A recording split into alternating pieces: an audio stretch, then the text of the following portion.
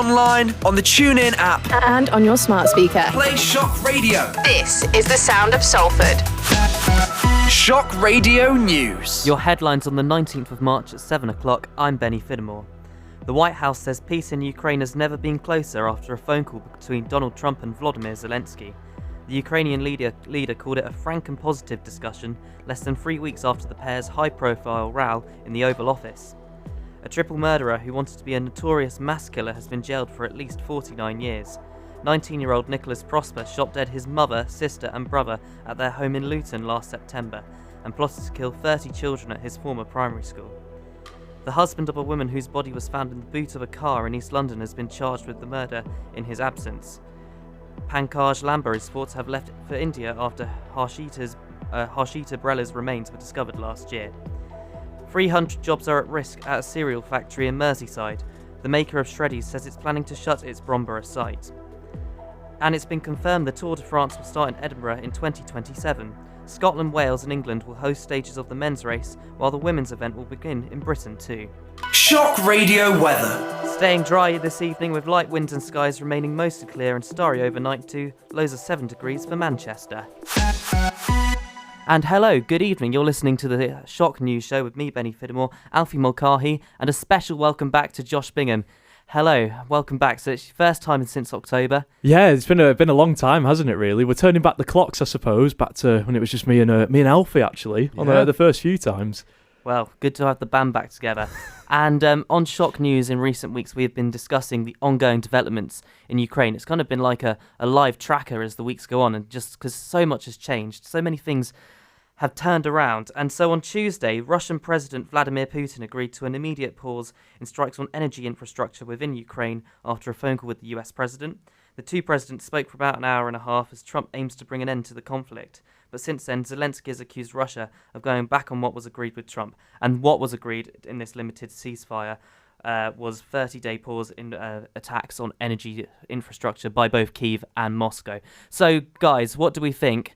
Is this the beginning of a proper ceasefire? Is this the first step to ending the war? Or is this just some publicity stunt? It's hard to call that, really, because you could say for the past few months, really, that there's always been talks, essentially, between both sides. And I think with Trump, there's definitely been a speeding up of that process, hence the coverage, really. You know, it's there's definitely a lot more cooperation. Of course, Putin and Trump are well known to have a bit more of a solid relationship than maybe what you saw with Biden. But I am in debate of whether this really is the end, or it's a continued prolonging, and is there really ever going to be a solution? Over territory, because it's always a territorial disagreement. Putin, of course, wants to take sort of that eastern part of Ukraine at the minimum, whereas Zelensky's very much on the opposite side of that, going, no, we want to end the war, we want peace, but ultimately we don't want to give up any of our territory, really. We don't want to accept defeat in that sense. Yeah, and whilst neither side kind of wants to move from their position, I think we are kind of starting to see from both sides the sort of realisation that this war has gone on for a very long time now, and they're both pretty keen to wind it up in some way. They're disagreeing on how it should be wound down at the moment, but I do think it's a positive step in the right direction. I think it's worth noting that Russia Dmitry Peskov, Russia's spokesperson here, is saying that Russia has paused the energy attacks as was agreed between Trump and Putin. However, the Russian Defense Ministry are accusing Ukraine of deliberately attacking its energy infrastructure. So whilst this peace deal or agreement has sort of been made, both sides are kind of claiming that it's not being in force as such. And there's something about Finland as well. So that they also share a border, of course, with Russia. So we've got just one from the Finnish president. So Zelensky sat down with him today. He says he hopes Trump will increase pressure on Russian individuals and entities violating US sanctions. So I think this year the war properly ends with a decent peace. We need security guarantees for Ukraine, though. Otherwise, Putin will come back with war. And Finland President Alexander Stubb says he's called for Russia to end the conflict or help strengthen Ukraine to force everyone to the negotiating table. The only solution is that Russia ends its war of aggression. If Russia refuses to agree, we need to increase our efforts to strengthen Ukraine and ratchet up pressure to convince them to come to the negotiating table. So, points from both sides there, expressing the need for Russian cooperation. And this afternoon, in addition to this agreement that's been made, both Russia and Ukraine have exchanged 175 prisoners of war each, with Moscow returning 22 heavily injured Ukrainian prisoners in need of medical treatment. So, obviously, we've had the agreement, but there's shakiness between both sides on what they're saying. Do you feel like this prisoner of war exchange kind of shows that both sides are actually committed to it? Yeah, there's a sense of I kind of agree with Alfie's statement previously about there is a sense of exhaustion, I suppose, and this conflict has been going on for 3 years now. It's been a very, very long time, and ultimately it's good that there's been an exchange and that there is sort of a slight bit of cooperation, because if you said that 2 years ago or 3 years ago, when the war was still in its early stages, there was no sense of cooperation at all. It was very much one side or the other, but ultimately, there is. I don't know. I think it's. I'm coming at it from a very cynical perspective of. Ultimately, it is progress, but there still needs to be so much more. There needs to be some sort of agreement on the table to properly end it for good. Ultimately, and we still can't seem to see that because there are minor disagreements. Yeah, and I think it is worth noting that, as you said, 22 of those prisoners of war that Russia has released, the Ukrainian prisoners of war, have been released in a state where they need medical treatment. So I think what has to be kind of spoken about is how they were treated whilst they were held captive, whether they got the support they needed, and whether they're in violation of any UN rules in relation to prisoners of war. And do you think that will have an impact on any ceasefire agreement that is made? I think the fact that Russia has let these prisoners go is showing that they are willing to move forward. I'm not sure whether it will affect how a ceasefire pans out. It all depends how Ukraine reacts to the state of these prisoners as they've come out. So, if we go back to US President Donald Trump, Josh, you've touched on him before, saying he has quite a solid relationship with Putin. One thing that Trump's been very consistent on throughout this whole time since he's gone back into the White House is that he wants to see this war over. He wants peace. He wants it to end. So that's the one thing he's been very consistent on. In a way, he's kind of praised Putin to start with, saying, you need to listen to him, Zelensky, you need to agree with him. Obviously, the clash in the Oval Office. And now they've said they've had this phone call this afternoon. He said they're very much on track after a very good phone call. And Zelensky has gone back and said they had very positive, very substantive and frank conversation with the US president. Does the improvement in the relationship between Zelensky and Trump almost think that Trump's going to go out to Putin and say, right, you've got to agree to my terms now. I've kind of been the meditator. It's no more playing nice guy towards you. You've now got to agree with what I've said if we're going to make a permanent solution to this.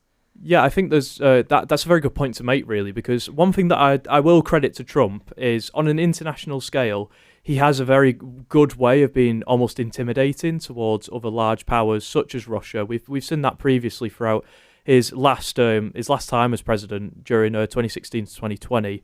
There was a real sense of Trump knew how to negotiate with Putin, and in some cases you could argue bully him around a little bit, much as what you could accuse Putin of doing to other leaders in a sense. We saw with Biden there was a back seat taken by the US. They very much shown that they were in solidarity with Zelensky, they were in solidarity with Ukraine, but in terms of working with Russia, there wasn't really any sense of that. It was very much, we're against Russia, we have to sanction them, and we have to force their hand a little bit. Whereas Trump is coming at it with both angles of, no, let's talk to both angles, let's try and find a middle ground. And because Trump had built the solid foundations in his previous presidency, we're seeing already in just 3 months that that is the peace deals and ceasefire potential is getting turbocharged compared to Biden's presidency. Yeah, absolutely. And I do think that Ukraine, that Kiev will be seriously thinking about how they about how their relationship with the US moves forward. You obviously had that clash a couple of weeks back, but they are still reliant a lot on US support. So I think whatever Volodymyr Zelensky's personal views on the president are, I think in a professional sense they're wanting to cooperate as much as possible. Would we both agree then, just to sum that up, that the US definitely seem to still be the underlying factor? They're the main influencer in how this ceasefire goes about, or do you think it's still up to Zelensky and Putin to make that decision? I think the cards are in Trump's hands at this point now. It's very much how he delegates and how he, if he can play them right, really, because if he can, then we could see a ceasefire in a matter of months, or if not, then it could very much be another year or however long it will be, because, this is the most progress we've ever seen, and we're so close to getting towards the finish line, but ultimately these are major powers, and it's very much, Trump is coming in on a war where it's been a battle between Zelensky and Putin. So, after the past couple of years, ultimately anything could happen. And even if the ceasefire does happen, there's still a lot to be answered for after the war. There has been a lot of war crimes committed by Putin at the end of the day. So even if the fighting stops, the war won't end. There will always be a sort of, Ukraine will be wanting justice, really, for their people. Yeah. And Alfie, do you have any final thoughts on that? Well, I do think whatever your view on Trump is, if he hadn't come to power, I don't think we'd be seeing this much progress in the Ukraine and Russia situation. I think his sort of brash political style has led to both sides wanting to take action, either out of fear or out of kind of alignment with his views. I think if we'd seen Kamala Harris take control of the White House, we'd still be seeing quite a combative state between Russia and Ukraine. Yeah, okay. Absolutely. Sorry, just on that, it's very Ronald Reagan-esque, Trump's way of dealing with the international scale. It's kind of going back to that sort of Cold War America relationship with Soviet Russia. It's kind of turning back the clocks a little bit and going towards a more forceful hand than maybe what we would have seen with Kamala Harris and have seen with Biden previously. Okay, so we're going to finish on that now. Quickly, we'll just hear from the US press secretary, who says US are claiming that peace has never been closer between Russia and Ukraine. The leaders agreed Ukraine and America will continue working together to bring about a real end to the war, and that lasting peace under President Trump's leadership can be achieved. Okay, so let's go back home. Let's go across the Atlantic and what's going on in the UK today. So, on Tuesday, Work and Pensions Secretary Liz Kendall announced changes to the welfare system, aiming to save £5 billion by the end of 2030. This will include stricter tests for personal underpayments, and which are paid to people who have difficulty with everyday tasks or getting around as a result of a health condition. So, PIP is paid to people in England and Wales, and it goes up in line with inflation this year. But the criteria and to be eligible for it will be tighter from November 2026, so potentially resulting in reduced payments for many people. So since the pandemic, obviously we've seen a lot more people on disability and sickness payments. Do you think this is the right method from the Labour government now? We're saying with 4 or 5 years on from that, it's time to try and get back to a sense of normality. With benefits, there's always a really difficult line to tread, because you don't want people to be sat there relying on them, however much of a case that may be, but you don't want people to be sat there relying on benefits to the point where they aren't enthused to want to work, but also you don't want to be cutting back people's benefits who really need it. And it's kind of impossible to make sweeping policy change like this without kind of taking everything on a case-by-case basis. There are some people out there who may well be resting on their laurels a little bit with the benefits, but equally, there are some people who are right on the verge on being able to work. Maybe they've got a condition that fluctuates, and having a cutback on their benefits is going to have an impact on them. Josh? It's benefits is always a really touchy subject, I guess, among many, because like you say, it was for many it was really helpful during that sort of the pandemic Britain, But it is important to note, as you say, that we are moving away from that, many years on now. But it's a fine line to tread, really. I guess you could say it has been a long time coming. We were always going to get to this point, and it just so happens that it wasn't the Conservative government who was to employ it, it was Labour. But it is going to be... I think a lot of the public, I can imagine, will probably... There might be a bit of opposition, because ultimately they're going to look at it. Inflation figures are still not where they should be by this point, for a multitude of reasons, and there is still this great fear among many, I guess, of trying to pay off the mortgage or get the food shopping in every week. So for those people who have got a condition that still means they can potentially work, there is a bit of there is a little bit of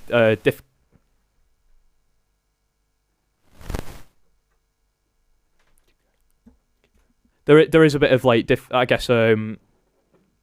difficulty for them, because like you say, it is treading a fine line, and some people will get cut out of the picture. Others will still be able to receive them.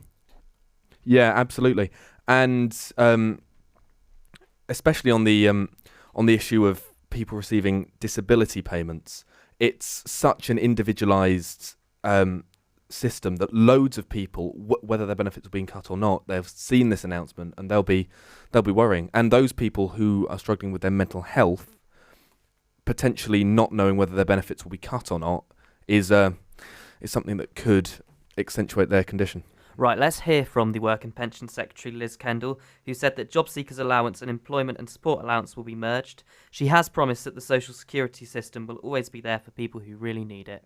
That is a principle we will never compromise on. Yeah. But disabled people and people with health conditions who can work should have the same rights, choices and chances to work as everybody else.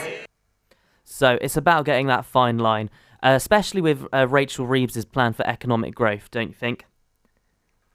Yeah, definitely. Again, it's just it is definitely going to be a scary reality, I think, for some people who do have the potential to work, but still rely heavily on those benefits. And I think it's a good point to make about the people with mental health who again rely on these benefits, to help them get through day by day. Because I guess you could say that if they're going to cut back the budget on PIP payments, does there have to be more support available in other senses for people with physical and with mental disabilities as well, to kind of meet a middle ground? So because ultimately, if you're cutting back one end, there needs to be an increase in the other. There needs to be some sort of balance on the scale, you could argue.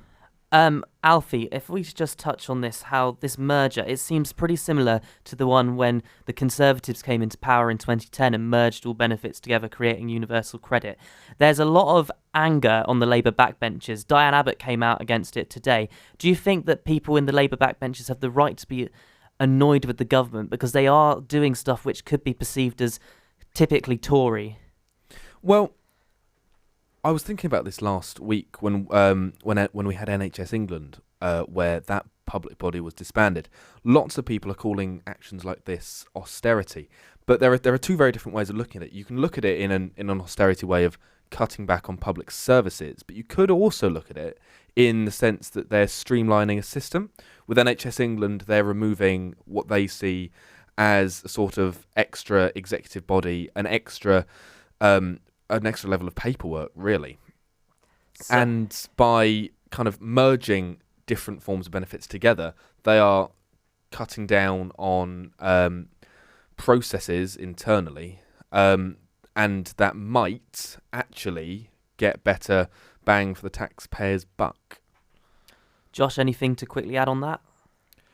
I think you can take austerity in many different ways, and I can understand people's arguments regarding that, but it's difficult, I suppose, trying to for Labour trying to navigate the political scale of the Commons right now, because they've grown exponentially in the past year. They're now such. It's like I guess you could use the term, they're a broad church nowadays. Obviously, we have seen over the past 10 years or so Labour has moved more towards the centre. They're not as much of the hard sort of left-wing social democratic party that they were a few years ago. So it is, I guess, trying to again just find a middle ground where they can stay in solidarity, because we have seen many times where we have got such a large governmental party, it's come under quite quickly. I mean, look at Gordon Brown, Tony Blair with Labour a few years ago, and with Labour, unlike the Tories, they're a party of many extremes on the left and right, and it is trying to find that agreement point. So that fear of potential rebellions. I'm just gonna give you a few facts about this. So, whilst universal credit will be reduced from 2026 to 2027, those with the most severe health conditions, mental or physically, will have their incomes protected through an additional premium, and there'll also be an above-inflation increase in the standard rate of universal credit for all those seeking work, adding up to £775 a year by 2029 to 2030. So, we'll hear from the Shadow Work and Pension Secretary, Helen Whately, who says the plans don't go far enough, asking why the government was only planning to save £5 billion annually when the total bill for health and disability benefits is forecast to rise to more than £100 billion a year by 2030. Fundamentally, this is too little, too late. The fact is, 5 billion just doesn't cut it with a bill so big going up so fast. She needed to be tougher. And we'll also hear quickly from the Prime Minister, who, in response to the critics, both on the Tory side but also from the backbenchers from Labour. The current system is morally and economically indefensible, and we're right to reform it, and nobody should be defending the broken status quo. All right, so that is on the benefits that's been announced this week and the changes from the Work and Pension Secretary. So now it's time to talk about Gaza and the ceasefire break. So Israel has launched a new wave of attacks on Gaza, effectively breaking their ceasefire deal. At least 436 people, including 183 children, have been killed during the strikes on Tuesday. The Israeli military says it has carried out extensive strikes in the Gaza Strip, and the Israel Defense Forces said it was attacking what it called terror targets belonging to Hamas. So, both of you again, clearly, ceasefire. Is it really a ceasefire? We're seeing what was fragile being broken, essentially. Are we on the road to long-term peace in Gaza? Well, we've seen some really quite shocking and distressing images coming out of Gaza in the last few days, because a couple of weeks back when we had the ceasefire announced, we had lots of celebrations seen on both sides of the border. Lots of people have kind of settled back into a routine, not being afraid of an attack to come. Lots of people were in their beds when this latest barrage was launched. So, and they've said that they were targeting Hamas military bases, but lots of residential complexes have still been caught up in these strikes. So I think it's quite clear that Israel isn't wanting to respect the ceasefire for whatever internal reason has happened since then. They're not wanting to respect it, and it's and without any fair warning, it's been quite a devastating impact on Gaza. Josh, anything to add on that? No, I echo that.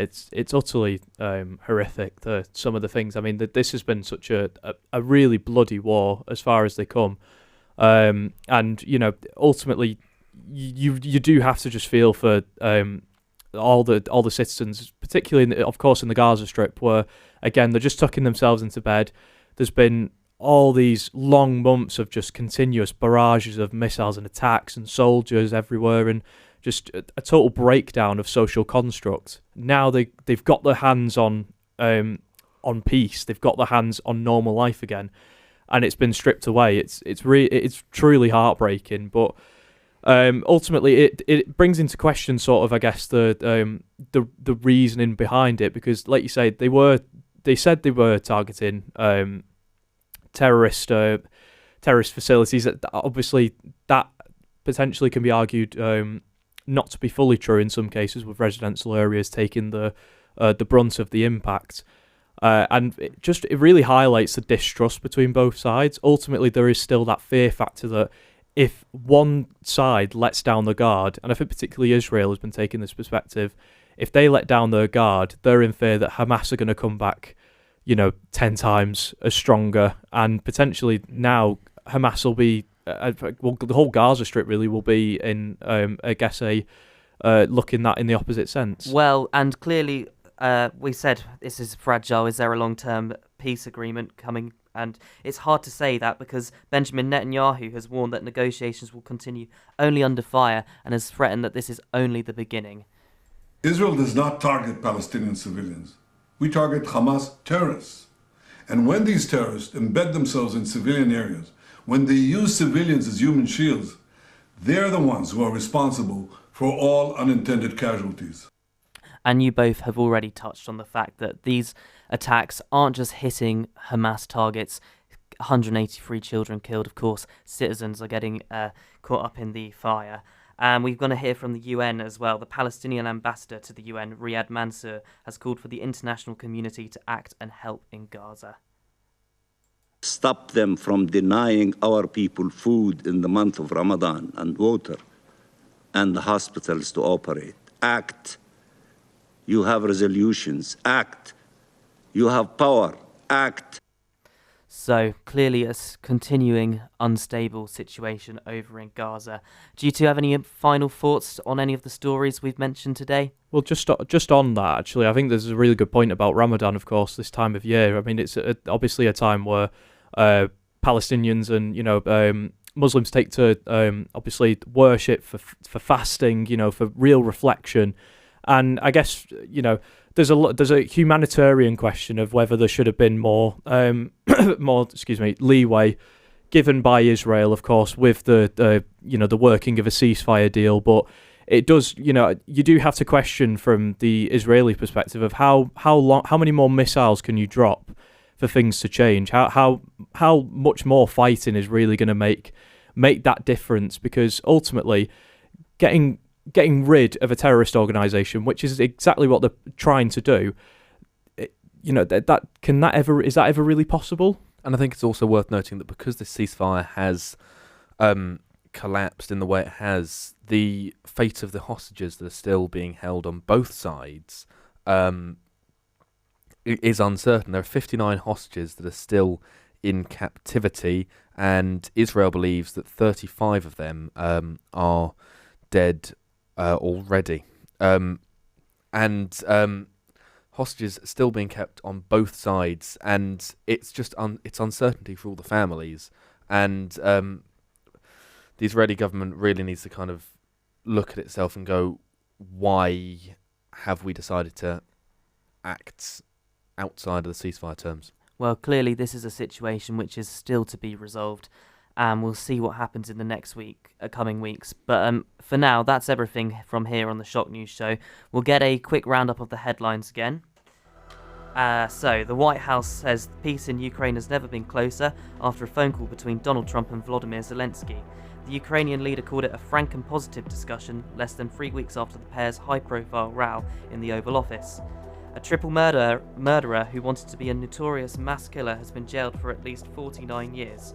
19-year-old Nicholas Prosper shot dead his mother, sister and brother at their home in Luton last September and plotted to kill 30 children at his former primary school. The husband of a woman whose body was found in the boot of a car in East London has been charged with murder in his absence. Pankaj Lamba is thought to have left for India after Harshita Brella's remains were discovered last year.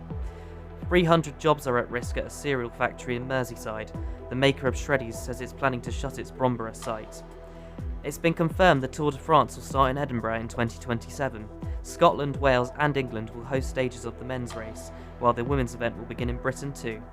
Shock Radio weather. And in weather tonight, staying dry this evening with light winds and skies remaining mostly clear and starry overnight too, lows of 7 degrees for Manchester. You've been listening to the Shock News Show with Josh Bingham, Alfie Mulcahy and me, Benny Fiddimore. It's been produced by Luke Jones and also directed by Shock TV by Luke Jones. Thank you very much for listening.